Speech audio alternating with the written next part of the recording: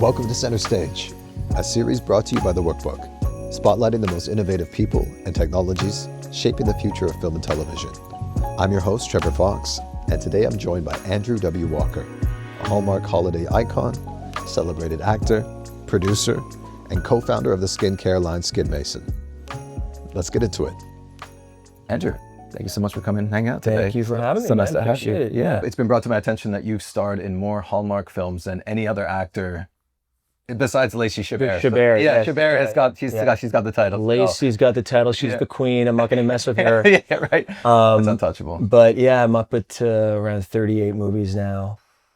That's incredible. It seemed like it just was like that, 11 years ago, I did my first movie called Bride for Christmas, and it was with an actress named Ariel Kebbel, and it was a great pairing. Hallmark, the head of programming now, Michelle Vickery, she was rehired just recently, but she was the one that hired me and paired us up.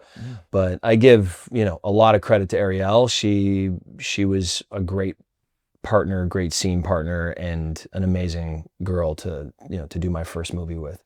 That's amazing. She could have chemistry with a snail. Oh, really? Yeah. Okay. Right. I was the snail, so. Yeah, right, exactly, in this situation. Yeah. What do you have any secrets or any advice for actors out there that are looking to book more? I mean, like, obviously you've got some sort of magic going on here. Man, it's a different industry now than when I went to Los Angeles. Yeah. Just being in LA, being in a place where you have opportunity, obviously putting yourself in a place that's going to bring you more opportunity is something that I think every actor needs to, they need to put themselves in that place or that position. Right. But I think, as an early actor, I think the biggest thing is being in class, being in a class where you're around other actors, where you're being challenged by the instructor, by the teacher. There's a lot of classes that have casting workshops. So you get the casting directors that come in and you can do scene studies with them. And those classes are invaluable. They really,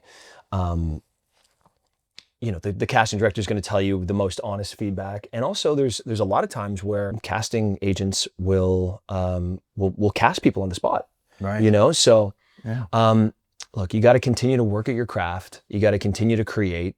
And that's the one thing, like a musician, you can always create. You can always write scenes. You can always do a play. You can always do class. You can always, you have to keep exercising that muscle. Right. And also you have to have the business side where you need to keep your headshots up to date. You need to be make sure that you're with an agent or a manager. People say you need one person to believe in you. Yeah. And my manager, Mark Camus, at Throughline Entertainment, he believed in me back when I was 21, when I first went to Los Angeles. Yeah. He was the one that championed me through the hard times and through the positive times. And he was, he's still my manager, and I've been with him for over 25 years now. Wow. And so you need to make sure you're with somebody that believes in you and keeps leveling you up, So, and if they don't, leave that person. Right. I know it's difficult, but sometimes also, look, it's a business. You need certain people at certain times of your career to also give you the exposure that you need, so. Kicks down doors for you, is willing to pick up a phone and be like, you need to see this person. Absolutely. Someone really, truly believes in you. And you need to be doing the same thing for yourself. Yeah. That's so important. Not just relying on them to do all that for you. That's it. 100% of the shots you don't take. That's exactly it. Oh, great. There you go. In interviews, you've said that you'd like to bring real depth to your Hallmark characters by getting into their backstory. Do you have any particular process for building that background for each role? For sure. I the first call, I call my acting coach, Megan McNulty. She's out of Los Angeles. She's one of my best friends, writing partners. They do a lot of Hallmark movies together as well. Her name is Nikki DeLoach, girl I've worked with for 8 movies now. But we go into, we have the process is basically, find what first off scares me, what I am going after, what is my purpose, what's my purpose through the whole arc of the script. Yeah. And then we break it into, the micro moments, like where I'm coming from, where I'm going to, what I need or what I want in the scene.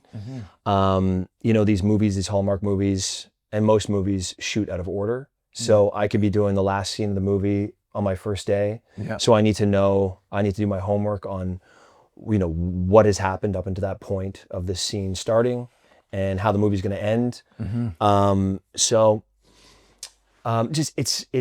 script is the Bible. The more you read it, the more questions are answered. Right. And for me, I'm somebody that I need to read the script from front to back as many times as I possibly can until I start breaking it out into scene by scene by scene. Yeah. So what I do is I tend to read the script 50 times. Yeah. For the first 2 weeks. And also we don't get a ton of preparation on these movies. It's not like a feature film where you can go to rehearsals and you have 3 months, before you shoot the movie. Yeah. These are 2 weeks if you're lucky. So I need to read the script from front to back 50 times, 50 times. And then on the Friday, I will start breaking out my first week of what I'm shooting my first week. And then the following weekend, I do that following week. And then the last week, I do the last week of shooting. Right.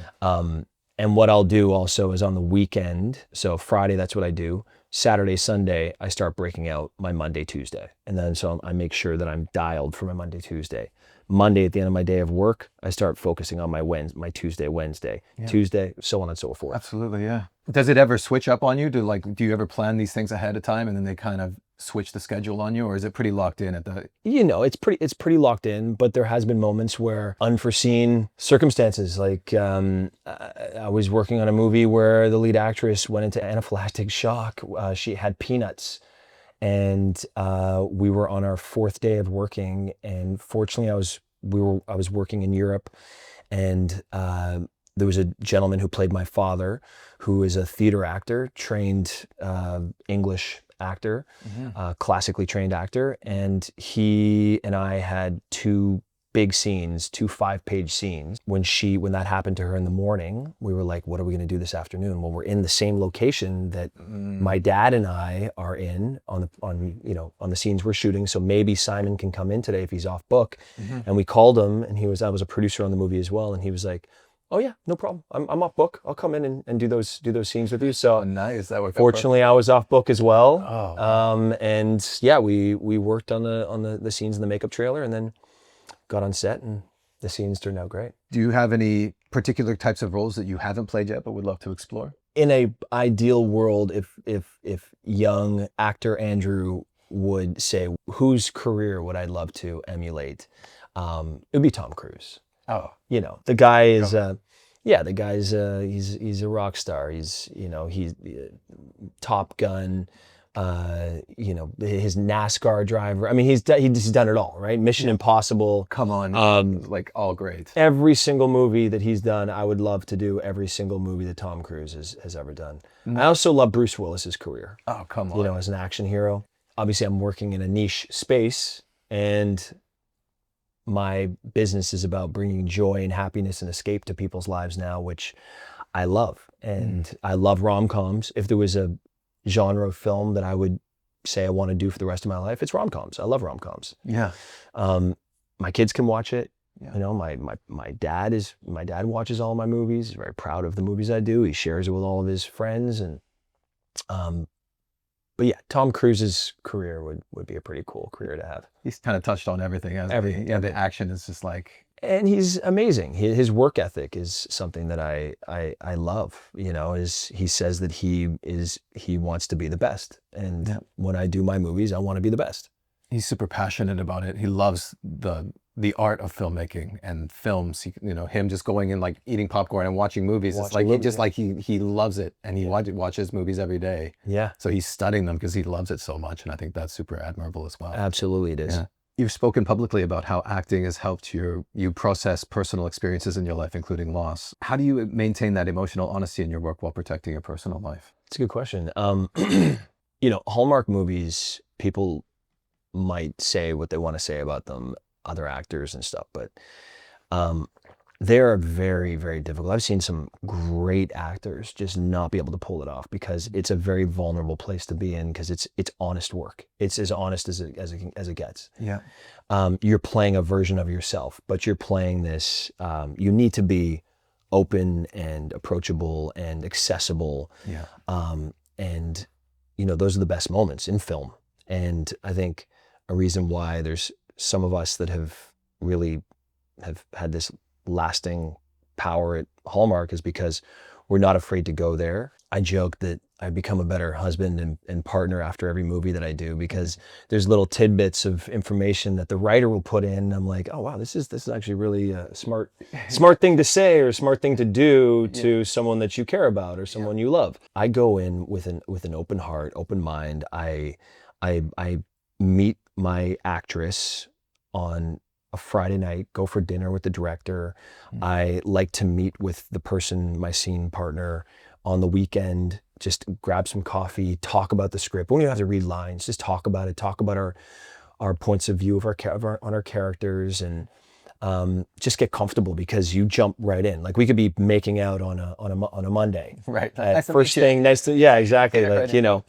And the cool thing at the age I'm at now is that most of the people I'm working with are parents, and we've seen it all. We've already had, we've gone through it with our kids, and I think I'm in a different place now. I'm in a different place now than what I was when I was in my, early 20s as an actor, and I'm so precious about certain things, or certain ways that people view me, but now I just go into it going like, I've seen it all. I'm like, I don't care if you got a little boogie in your nose, girl. Like, that's the thing. I'll just tell you, and we'll just, I got a little something right you got a little something right there. I mean, it's fun, It's like, and I was just doing a movie with a girl who's gorgeous, and I can't say it. It's a big movie for Hallmark that's gonna be coming out next year. Nice. Around a big sporting event, but yeah, she was right from day one. She's a mom of two girls, two little girls,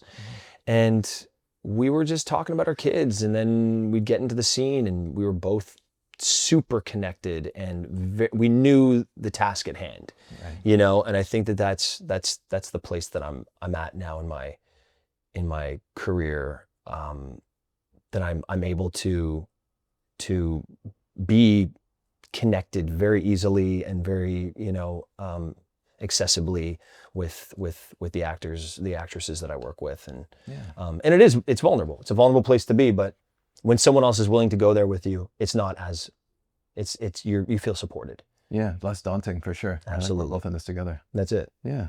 Very cool. It's cool how it's a skill set that you've developed over time, kind of doing so many of these, that it's like a muscle. It's like a muscle. Yeah. Just like the repetition of it. You're like able to just kind of dip into it a lot more, perhaps easily. Looking back on your journey from Montreal to Los Angeles, what advice would you give to younger actors who are trying to build a long-lasting career in film and TV? Creating. That's the best thing you can do, is you go to class, create. You got your phone now, you can shoot your own content, you can get in front of a camera, you can go with friends and buy super inexpensive lenses now for your phone, for your cameras. Cameras are so inexpensive now, or compared to what they used to be. Absolutely. We got Final Cut, you can learn how to cut together, edit together. I think it's also benefits performers to know a little bit about everything that it takes to make a movie, and know where to set up your lighting, and know how to, because there's a lot of technicalities when it comes to just jumping on set, where you need to be hitting your mark. You need to be coming into the scene with energy. You need to be, you're coming from something, and you have a specific thing that you need in that scene as well. So to drive out, to come out of that scene with that same energy, that's going to carry you into the next thing you're doing. Sure. I just watched Eddington. Have you seen that movie? I just watched it too. Dude, it's crazy. Joaquin Phoenix. Yeah, Joaquin, come on. I mean, one of his best performances. And when you see the life that he brings into every single scene, it's building bricks, right? It's like laying bricks. Right. Every scene is a brick that is being laid into a house and building a house. And it's a very it's a very messy, it can be very messy if you don't have a linear and very focused approach to it. And if you look at that one scene, there was one scene that stuck out to me with Joaquin where he's got these the glasses on. His glasses are broken, and he's just forget specifically what happened, but he's talking to his wife, I think it is, and he's like pulling his glasses down. He's wiping the dust out of his eyes, and there's just so much going on. Right. And this is a craft that he's built throughout his huge body of work, and he didn't get there from just showing up on set, and so there's people that are way more accessible than others, with their emotions. Yes. But you need to know the technicalities as well of like hitting your mark and getting out of your lead actress's light and finding your light. And that's kind of what creates a movie star as well. Tom Cruise, he finds his light. He knows the best angles that the camera, trust me, he knows exactly where he should be to get that best shot, and I think that comes with exercise, The technicalities. I mean, I heard Michael Caine talking about like, I use this eye to look at that eye. Yes. So that I'm cheating to camera a little bit more. Absolutely. And like that makes like all the difference. These Yeah. little tiny things that you pick up over time. Absolutely. Yeah. In what ways did your acting career shape the product development of SkinMason, your skincare brand? SkinMason started as a passion project that it was out of necessity. My partner is the head of all the ICUs in British Columbia. He's the head heart and lung surgeon at VGH, at Vancouver General Hospital here. Wow. And him and I, after a few years of being friends, I had a juice company with my wife in Los Angeles, got bit by the entrepreneur bug. Yep. And he said to me over dinner one night, he goes, look, I brought you to dinner tonight because I want to know if you want to start a skincare brand with me. And I was like, well, if there's anybody I'd want to start a brand with, it'd be you. Nice. And skincare, he was an MIT lab guy. So he worked with formulas and ingredients and chemistry, science, based products. Yeah. And I said to him, like, look, my biggest thing is I travel all over, whether I'm in Europe or whether I'm in Nashville or Kentucky or Buffalo, where I just was. You're working with different makeup artists and they all have different products, and I have broken out. My skin has been irritated from using these different products. Yeah. And so I'd love to find something that I love, that's cutting edge. I don't want to be a part of it. If it's not going to be the best. Nice. And so we spent a year and a half developing our formulas, and we decided to come up with something very specific, three products initially, which was, I hate washing my face at night. I hate like splashing water on my face, and I like using a pad. And so we decided, let's come up with these exfoliating pads. Triacid, there's like it's hyaluronic acid, salicylic acid, and ferulic acid. Really amazing, mild acids for your face. And then our serum was the next product that we had formulated, and we added glutathione to our serum, which is a cell regenerator. And then our moisturizer, which is a bioactive moisturizer. So it's not even called you can't even call it a moisturizer. It's more of a 3-in-1. So it's building collagen, and it's protecting your skin as well. And so those three products is what we launched with, and it's very specific to what I always needed, which is cleaning my face, rejuvenating my face, and protecting my face. And now we've added on a few more products. People that don't like the wipes, if they find it a little bit too, I'm going to say abrasive, but like harsh, we just came out with a biogenic foaming cleanser. And the biogenic piece means that it doesn't strip your face or your skin from the natural biome, your natural oils, because most foaming cleansers strip your face from the oils. Right. And so we just launched that. It's actually not even out yet. It's going to be in the next couple weeks. Nice.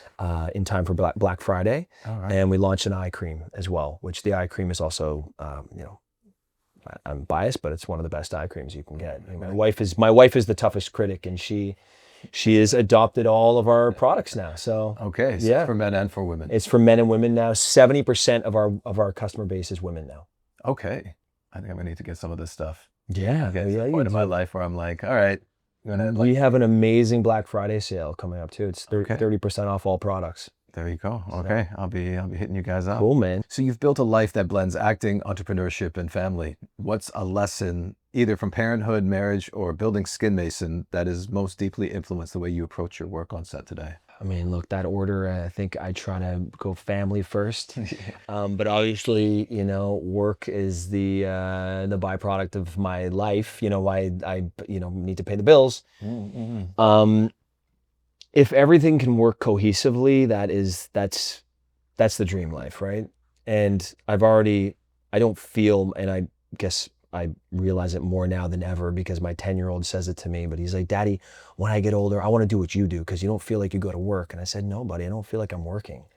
You know, the hardest part about what I do is taking time away from my family. Right. And that's just part of what I do. And it's, you know, fortunately, it's short stints. So I leave for a month. I'm home for 2 months or a month. Recently, it's been away more than home, but that's Christmas. Christmas is kind of like my Super Bowl. Right.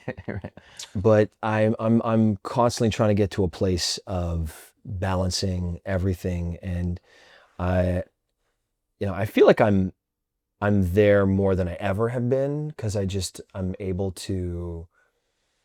It doesn't stress me out anymore. I'm able to pad certain things. Like I can justify spending some money on somebody taking care of my social media now. Nice. Yeah. So I'm like, okay, that's taken care of. I'm not going to be on my phone when I'm with my kids on the weekend. I can just have somebody do this for me. Again, also with SkinMason, we have a team. We have an amazing team. They're being stretched right now over the holidays, but you know we wouldn't be where we are without them.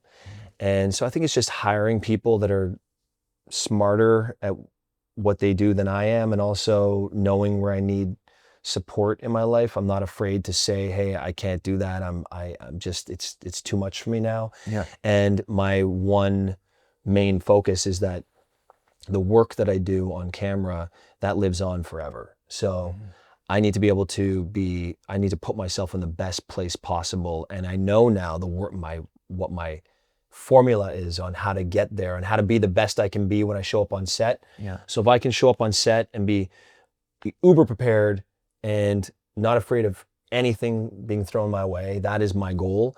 And then also, obviously, having the complete focus and attention that I need to give as a dad, as a father, you know, and as a partner at the house.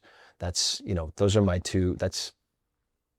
I've broken it up into two lanes, two verticals, you know, and the vertical one being family first, vertical two being I need to also be as prepared as possible when it comes to, because that's my bread and butter when it comes to working as an actor. Absolutely. SkinMason is handling itself. So Hallmark films reach millions of people at times when I think people are seeking comfort or hope or connection. Years from now, when you look back on the body of work that you've created, what do you hope people will feel or remember about the characters you've created? And do you have a particular legacy you'd like to leave behind after you're gone? I'm really proud of the work I do. Hallmark is, like I said at the beginning, I'm in the business of bringing joy to people's households, you know, and through the greeting cards, through their movies, through their products, Hallmark represents escape, joy, all these things, happiness. And it's not an or business, it's an and business. Right. And they know what their identity is. They know what they're selling. And the legacy at this point right now, I think, is my movies. I never thought I was going to be doing what I'm doing back as a young actor. And I didn't know up until 10 to 12 movies into working for Hallmark when there was no conventions. I was never on ground floor or, you know, I was never meeting fans face to face. It was always just, I'd do a movie and then I'd go back home and live my life. But now I'm meeting fans, and there's so many conventions and there's so many opportunities through Hallmark and through other conventions and opportunities that I get to meet people and hear their stories. And it was around 6 years ago when Christmas Con launched their first Christmas Con in New Jersey, and we had 10,000 people come in over the weekend, and I was hearing stories like, you know, my mom passed away 2 years ago, and I saw a Hallmark movie, and it was your movie, and I immediately became addicted, and it's my go-to channel now that I turn on all the time. And then a nurse will come to me, or a hospice nurse will come up and say, I'm a hospice nurse, and I see a lot of negativity in my day, and there's a lot of heaviness in my day, and all I have on all I have on my TV is Hallmark when I get home. Teachers, you know, it's the bulk of our viewership is teachers and nurses. Wow. And that's our demo. That's the bulk of our demo. But these are all people that are the fabric of our community, of our society, that are the ones that are doing some of the hardest heavy lifting. And they're the ones that are drawn to watching Hallmark movies and having Hallmark on the television screen. So I think the legacy, which I never thought that I would even, you know, it's like self-deprecating in a way. You're like, oh, I'm gonna leave a legacy, you know, like what is that? Like what? I guess so, yeah. Like it's such an unattainable. It feels very unattainable. Like, I don't know, I'm gonna etch my initials into this rock in the park. You know what I mean? That's my legacy. Like someone will come by in 40 years from now. Hopefully it'll still be there. You know? Right. Yeah. But now I guess it's just the body of work and the movies that I've done and the lives I've been able to touch along the way, which I never thought that I would be able to. These are the best fans in the world. This is the best network to work for. They're the storylines and the people I get to work with and the lives that it's touched along the way is really, it's become, it took me by surprise, and I don't really want to go anywhere else at this point in my life. You know, I want to continue to do the work that I'm doing and hopefully keep elevating the storylines and you know, and doing the best work I can do for them. Nice. And you're also producing films now as well. You've done producing on your IMDb, and so that's incredible. Yeah. Just like, legacy, I guess, is all ego, but to be able to touch people's lives, I guess, is the most important thing. Most important thing, just touching people's lives. Exactly. Yeah, that's the legacy that and I'm a happy person, and I exude happiness in my life, you know, and that's the legacy that I want to carry on. That's nice. Yes. Yeah. I think the more time goes on, the more these films become important. You know, the way the world is it's a crazy place, and to be able to spread love is in any way possible, I think, is the most important thing. That's the most important thing, because we're all going to be 6 feet under at one point in your life, you know? Yeah. You gotta leave a good impression. You have to have, you know, I don't want to be somebody where they see me on the screen and then they meet me in the streets and they're like, oh my God, I didn't think Andrew was going to be like that, you know? To be approachable. Yeah. And that's just I've been that way my whole life. It's not like I've changed because of Hallmark, but no. You know, I've had a couple pegs knocked out from under me for sure at certain points in my life. And I think also being an actor for as long as I've been one, I've been through the trenches, and I have had those jobs that got away from me that, you know, if I just had that job, but really at the end of the day, I'm exactly where I want to be right now in my life. Yeah. Similar to like how football, you had the injury and it led you to exactly where you're supposed to be in like the best possible place for you. Exactly. What can we expect from Andrew W. Walker moving forward into 2026 and beyond? I've brought a really exciting project to Hallmark that I just shot, and that's going to be kind of one of their big tentpole movies for 2026. Nice. And I can't say what it is, but it's you know, it's really exciting. Feel very fortunate to be a part of it. But I just want to keep bringing movies that I want to do personally to Hallmark, and keep expanding myself as an actor, as a person. We'll be doing a lot more products with SkinMason as well.